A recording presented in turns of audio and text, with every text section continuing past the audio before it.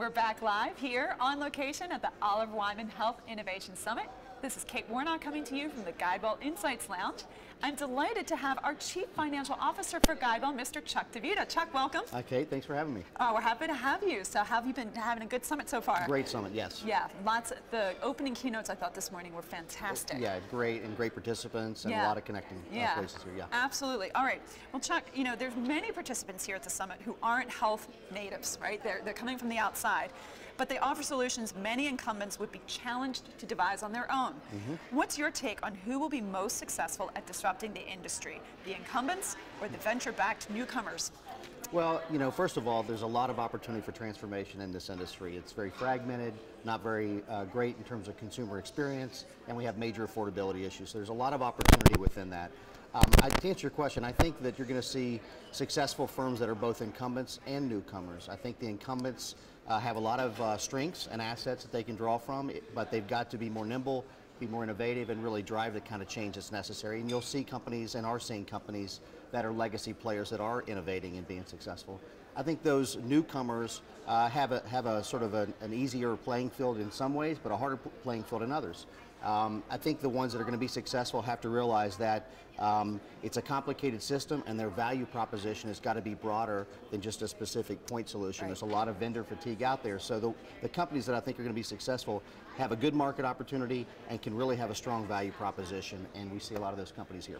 Well, Chuck, let's talk about another theme here that's really in focus at the summit, and that's around affordability as table stakes. So obviously no easy task in our current environment. What is GuideWell's strategy for maintaining an affordable price position while innovating as an enterprise? Well, look, I wish there was one or two things I could point to that says here's the real strategy, because it's very complicated, as you know. Right.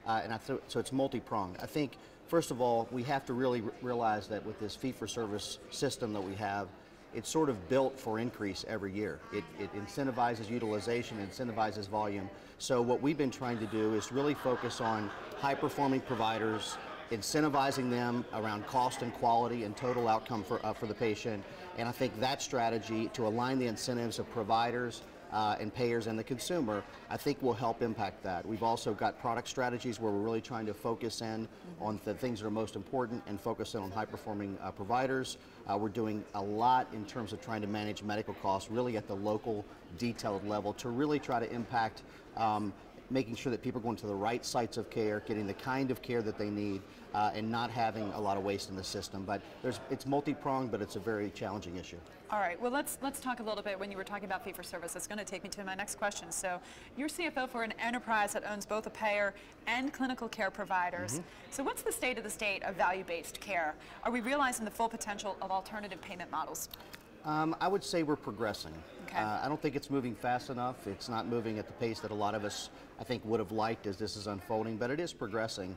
I'm a strong believer in value-based care. I think you have to align the incentives of the consumer, the provider, and the payer. And then maybe if I could use a quick analogy, it's like I'm building a house, and I'm the consumer. I hire a general contractor, the payer, to build the house. Right. The payer does some of the things, but it also has a lot of subcontractors, meaning the providers. If the providers don't know the blueprint and the providers don't know sort of the overall budget for the house, they may put great bathrooms in, they may put a great kitchen in, but when it adds up, it's a different outcome than the consumer was asking for, and then the payer or the general contractor turns around to the consumer and says, sorry, it's going to cost you more. Right. We can't have that kind of system. We have to align the incentives of each one of the constituencies so we all kind of know what we're going after. It's hard to do, but that needs to be the aim. Right, right. So it really is providing that line of sight, you know, and making sure that and that's really what value-based care is all about. And again, we're making some progress. We've got some great relationships, and they're working, but it needs to be bigger. All right. Well, Chuck, thank you so much for sharing all of your insights with us here at the GuideWell Insights Lounge. I know you're going to go enjoy the rest of the summit. Thanks, all right. This is Kate Warnock. We're going to be up live with another interview in just a second. Please keep watching.